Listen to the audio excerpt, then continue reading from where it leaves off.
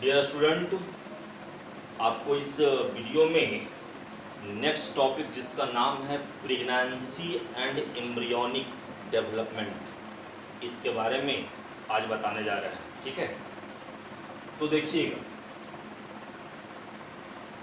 Pregnancy and embryonic development. तो देखिए, इसके पिछले वीडियो में आपको हम बताए थे क्लीवेज के बारे में। तो वहां पर आपको हम ये बताए थे कि इम्प्लांटेशन की जो क्रिया होती है या फर्टिलाइजेशन के 7वें दिन होता है, ठीक ना। ये भी बताए थे कि इम्प्लांटेशन कहते हैं किसको। तो आपको ये बताए थे कि ब्लास्टोसिस्ट का यूट्रस के इंडोमेट्रियम से जुड़ने की क्रिया को, the attachment of blastocyst from the endometrium of the uterus is called implantation. तो देखिए, इम्प्लांटेशन के बाद होता है क्या। तो जैसे ये है बाबू आपका यूट्रस, यहां पर इसका ब्लास्टोसिस्ट का अटैचमेंट हुआ, और ये ब्लास्टोसिस्ट में बताए थे कि ब्लास्टोमियर जो होता है यह आउटर लेयर के रूप में मौजूद रहता है। इसको हम लोग ट्रोफोब्लास्ट कहते हैं। तो इम्प्लांटेशन की क्रिया के बाद इस ट्रोफोब्लास्ट के बाहरी भाग पर काफी संख्या में इस तरह से फिंगर लाइक प्रोजेक्शन का डेवलपमेंट होता है। इसे हम लोग कॉरियोनिक विलाई के नाम से जानते हैं।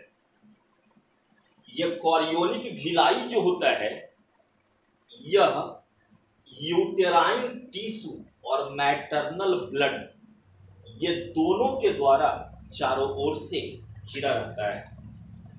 तो कॉरियोनिक विलाई जो होता है, ठीक है, कॉरियोनिक विलाई और ये यूटेराइन टिश्यू जो होता है, ये दोनों आपस में एक दूसरे से जुड़ता है, और जुड़ने के बाद इस डेवलपिंग एम्ब्रियो और मैटरनल बॉडी के बीच में एक संरचना का निर्माण होता है। इस संरचना को कहा जाता है बाबू प्लेसेंटा, ठीक ना। आपको बताया क्या कि कॉरियोनिक विलाई और ये यूटेराइन टिश्यू आपस में जुड़ता है, और जुड़ने के बाद इस डेवलपिंग एम्ब्रियो और मैटरनल बॉडी के बीच में एक संरचना बनता है। इस संरचना को कहा जाता है प्लेसेंटा। तो देखिए, ये प्लेसेंटा होता है क्या और प्लेसेंटा का कार्य क्या होता है। तो आप लोग देखे क्या होंगे कि बच्चा जब जन्म लेता है, तो जन्म के बाद उस बच्चे के नाभि से एक नली के आकार की संरचना जुड़ी होती है। वही संरचना कहलाता है प्लेसेंटा। और याद रखिएगा कि डेवलपिंग फीटस या एम्ब्रियो में वो प्लेसेंटा जो होता है वो सबसे मेन वर्क करता है। जन्म के बाद वो प्लेसेंटा इस यूट्रस से अलग हो जाता है, मतलब उस प्लेसेंटा का कोई कार्य जन्म के बाद उस बच्चे में नहीं होता है। इसलिए जन्म के बाद डॉक्टर उसे काट दिया करते हैं, जो सप्ताह 10 दिन में सूख करके नाभि से टूटकर अलग हो जाता है। लेकिन जब तक ये बच्चा मां के गर्भ में है, यूट्रस में है, तब तक इस बच्चे के बॉडी के भीतर जितना भी ऑक्सीजन या न्यूट्रिएंट्स जाएगा वो इस प्लेसेंटा के माध्यम से ही जाएगा। मतलब आप कह सकते हैं कि प्लेसेंटा जो होता है यह ऑक्सीजन एवं न्यूट्रिएंट्स को इस एम्ब्रियो तक पहुंचाने में मदद करता है, और साथ ही में क्या करेगा, इसके अलावा इस एम्ब्रियो द्वारा जो भी उत्सर्जित पदार्थ या CO2 कहिए, है ना, जो भी उत्सर्जित पदार्थ इस एम्ब्रियो में बनेगा, उस उत्सर्जित पदार्थ को भी यहां से यह बाहर निकालने में मदद करता है। मतलब ये दोनों तरह का काम करता है।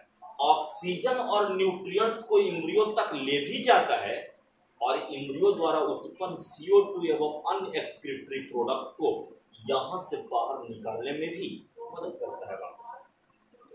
देखिए, यह प्लेसेंटा जो होता है यह अम्बिलिकल कॉर्ड के द्वारा इस एम्ब्रियो से जुड़ा होता है। प्लेसेंटा अम्बिलिकल कॉर्ड के द्वारा इस एम्ब्रियो से जुड़ा होता है और यह एम्ब्रियो से या एम्ब्रियो तक, आपको हम बताए क्या कि यह एम्ब्रियो से या एम्ब्रियो तक विभिन्न प्रकार के पदार्थों के ट्रांसपोर्टेशन में ये मदद करता है। लाने और ले जाने में यही प्लेसेंटा मदद करता है। इन सब के अलावे यह प्लेसेंटा जो होता है बाबू, यह प्लेसेंटा एंडोक्राइन टिश्यू की तरह भी काम करता है। अर्थात इस प्लेसेंटा के द्वारा कुछ हार्मोन का भी सेक्रेशन होता है। कौन कौन हार्मोन निकलेगा, इस हार्मोन का आप नाम याद रखेंगे। जैसे देखिएगा, इस प्लेसेंटा से पहला हार्मोन निकलता है जिसको कहते हैं human chorionic gonadotrophin. Human chorionic gonadotrophin जिसको शॉर्ट फॉर्म में कहते हैं HCG। इसी में दूसरा हार्मोन जो निकलता है उसको कहा जाता है बाबू ह्यूमन प्लेसेंटल लैक्टोजन जिसको शॉर्ट फॉर्म में कहा जाता है HPL। तो याद रखिएगा, ये दोनों हार्मोन का सेक्रेशन केवल किसके द्वारा, तो इस प्लेसेंटा के द्वारा ही होता है, ठीक ना। इन सब के अलावे प्रेगनेंसी के अंतिम अवस्था में जिस समय बच्चे का जन्म होने वाला होता है, तो प्रेगनेंसी के अंतिम अवस्था में इसके द्वारा एक और हार्मोन का सेक्रेशन होता है जिसे हम लोग कहते हैं बाबू रिलैक्सिन, ठीक है। इसका मतलब याद रखिएगा कि HCG, HPL और साथ ही में यह रिलैक्सिन, ये तीन ऐसा हार्मोन है जिसका सेक्रेशन केवल प्रेगनेंसी के समय ही होगा और किसके द्वारा, प्लेसेंटा के द्वारा होता है। आगे देखिए,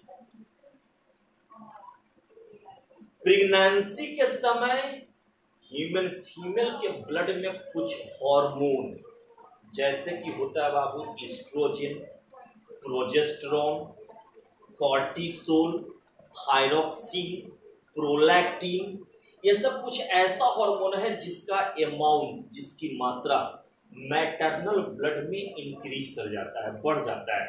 तब कहिएगा इसका फायदा क्या है। तो देखिए, यह हार्मोन जो होता है ना, प्रेगनेंसी के समय फीटल ग्रोथ, मदर में मेटाबॉलिक चेंजेज और साथ ही में प्रेगनेंसी के मेंटेनेंस में ये मदद करता है। प्रेगनेंसी के समय आप लोग देखते होंगे कि जो फीमेल प्रेग्नेंट होती है ना, उसमें बहुत सारा चेंजेज आता है ना। उस चेंजेज का मेन रीजन है इस हार्मोन के अमाउंट का बढ़ना, इस हार्मोन की मात्रा का बढ़ना। इसके अलावा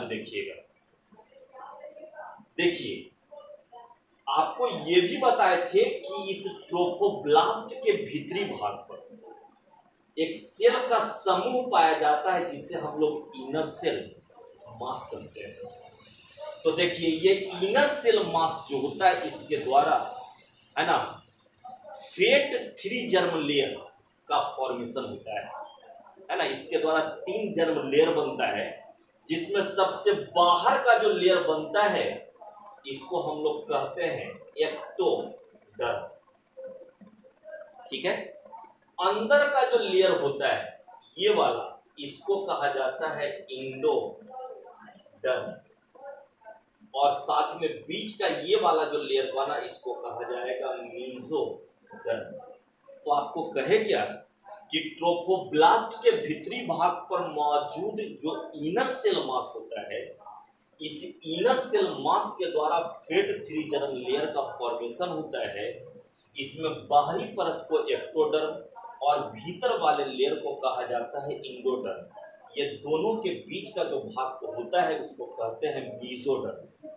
और इसी 3 लेयर के द्वारा उस बच्चे में जितने भी ऑर्गन का डेवलपमेंट होता है ना, उसकी उत्पत्ति इसी 3 लेयर के माध्यम से होता है। जैसे आप कभी याद कीजिए, आपको हम बताए होंगे कि नर्वस सिस्टम या न्यूरॉन से रिलेटेड जितने भी टर्म आएंगे, जितने भी ऑर्गन होंगे, तो नर्वस सिस्टम में आता है जैसे ब्रेन हो गया, स्पाइनल कॉर्ड हो गया, नर्व्स या न्यूरॉन्स कहिए, नर्वस टिश्यू कहिए, है ना, कुछ भी कहो, उन सब की उत्पत्ति इस इम्ब्रियो के एक्टोडर्म से होता है। जैसे हम लोग पढ़ रहे हैं बाबू रिप्रोडक्शन के बारे में, तो जितने भी रिप्रोडक्टिव ऑर्गन का फॉर्मेशन होता है उसकी उत्पत्ति एम्ब्रियो के मीजोडर्म से होती है। तो याद रखिएगा कि उस एम्ब्रियो में जितने भी ऑर्गन या सिस्टम का जो डेवलपमेंट होगा उन सब की उत्पत्ति इसी 3 लेयर में से किसी एक के द्वारा होता है। अब देखिए, इन सब के अलावे इस इनर सेल मास में कुछ विशेष प्रकार का सेल भी पाया जाता है जिसे हम लोग स्टेम सेल कहते हैं। और आप जानते हैं कि स्टेम सेल में रीजनरेशन की क्षमता सबसे ज्यादा होती है। रीजनरेशन का मतलब हुआ कि अगर किसी कारणवश कोई सेल अगर वहां पर का डैमेज कर गया तो उसको रिकवरी करने में काफी मदद करता है। अब देखिए, ह्यूमन फीमेल में प्रेगनेंसी की जो अवस्था होती है, ह्यूमन फीमेल में प्रेगनेंसी की अवस्था जो होती है ये लगभग हम लोग अप्रॉक्स में मानते हैं कितना, 9 मंथ, 9 महीने का होता है। ऐसे इसका रियल डेट होता है 9 महीने लगभग 7 दिन, है ना, 9 मंथ 7 डेज, या अगर डेज केवल कहिएगा तो 270 से 280 दिन का होता है, ठीक ना। ह्यूमन फीमेल में प्रेगनेंसी की अवस्था जो होती है लगभग 9 मंथ का, या फिर कहिए 270 से 280 दिनों का होता है। ये जो मीन्स प्रेगनेंसी की जो अवस्था होती है, इस अवस्था में इस एम्ब्रियोनिक डेवलपमेंट के समय बहुत सारा परिवर्तन होता है। क्या क्या परिवर्तन होता है आप देखिए। तो प्रेगनेंसी के 1 महीने बाद, प्रेगनेंसी के 1 महीने बाद इस बच्चे में, इस फीटस में सबसे पहले, है ना, सबसे पहले हार्ट का डेवलपमेंट होता है ना। सबसे पहले क्या डेवलप होगा, तो किसी भी बच्चे में हार्ट का डेवलपमेंट होता है। मतलब आप कह सकते हैं कि इस बच्चे में जीवन का शुरुआत कहां से, हार्ट से होता है। और इसका अंत भी कहां पर, जिस दिन हार्ट काम करना बंद कर देगा वो बच्चा मरेगा। तो जीवन की शुरुआत हार्ट से ही प्रारंभ होती है। तो वही आपको हम बताए, है ना, कि एम्ब्रियो के मीन्स एम्ब्रियोनिक डेवलपमेंट में प्रेगनेंसी के 1 महीने की समाप्ति पर उस बच्चे में सबसे पहले हार्ट का डेवलपमेंट होता है। दूसरे महीने की समाप्ति पर उसमें लिम्ब और डिजिट बनता है। 12 सप्ताह की समाप्ति पर, कहने का मतलब 3 महीने बाद, उस बच्चे में, उस फीटस में सभी प्रकार के जितने भी मेजर सिस्टम होते हैं वो मेजर सिस्टम का डेवलपमेंट होता है। एक्सटर्नल जेनाइटिलिया, बाहर का जो जेनाइटल ऑर्गन होता है वो पूरी तरह से डेवलप हो जाता है ना। इसका मतलब आपको ये पता होना चाहिए कि मीन्स बच्चे के जन्म से पहले अगर उस बच्चे के हम सेक्स के बारे में जानना चाहते हैं कि जन्म लेने वाला बच्चा लड़का है या लड़की, तो ये कभी भी 3 महीना से पहले पता नहीं चलता है। मतलब 3 महीने के बाद ही उस बच्चे में एक्सटर्नल जेनाइटिलिया पूरी तरह से डेवलप होता है। 5वें महीने की समाप्ति पर उस फीटस में मूवमेंट होना पूरी तरह से प्रारंभ होता है ना। फीटस जो होता है इस एम्ब्रियो में, है ना, जो इसके भीतर जो एमनियोटिक फ्लूइड होता है उसी में मूव करता है बाबू। तो उस फीटस में मूवमेंट होता है। हेयर के ऊपर मीन्स हेड के ऊपर हेयर का डेवलपमेंट होना प्रारंभ होता है। 24 सप्ताह की समाप्ति पर उस बच्चे के पूरे बॉडी के ऊपर फाइन हेयर का डेवलपमेंट होता है। यह जो आई लिड होता है, यह आई लिड एक दूसरे से अलग होता है, आई लैश का फॉर्मेशन होता है। जबकि 9वें महीने की समाप्ति पर जब 9 महीना पूरा बीत जाता है तो बच्चा पूरी तरह से डेवलप हो जाता है और वो डिलीवरी के लिए मतलब जन्म लेने के लिए तैयार होता है। तो इसमें आप एक चीज जरूर याद रखिएगा कि डेवलपिंग एम्ब्रियो में सबसे पहले किसका डेवलपमेंट, तो सबसे पहले हार्ट का डेवलपमेंट होता है और इसके हार्ट के साउंड को हम लोग स्टेथोस्कोप की सहायता से सुन सकते हैं। मतलब अगर आपसे पूछा जाए कि हार्ट साउंड को सुनने के लिए किस डिवाइस का प्रयोग किया जाता है तो हम लोग क्या कहेंगे, स्टेथोस्कोप का प्रयोग करते हैं। यहां तक आपको तो कोई दिक्कत नहीं होना चाहिए, ठीक ना। ये टॉपिक्स आपका समाप्त होता है। इसी टॉपिक्स के बाद आपको नेक्स्ट डिटेल्स में पढ़ना है प्लेसेंटा के बारे में, जिसको हम अगले वीडियो में आपको बताएंगे।